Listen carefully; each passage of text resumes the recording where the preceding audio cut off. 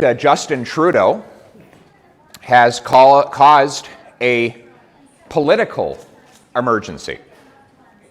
While the rest of the world and provinces across Canada are beginning to remove restrictions and mandates, Justin Trudeau decided to pile new ones on, targeting truckers' livelihoods.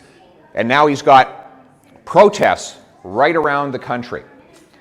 And now he's dropping in the polls, desperately trying to save his political career and save face for himself. The solution is staring him in the face.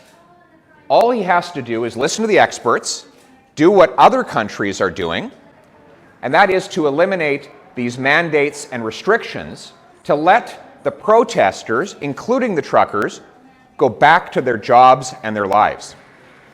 And speaking about the protests, I'll repeat to you what I told the very first time the media asked me about them.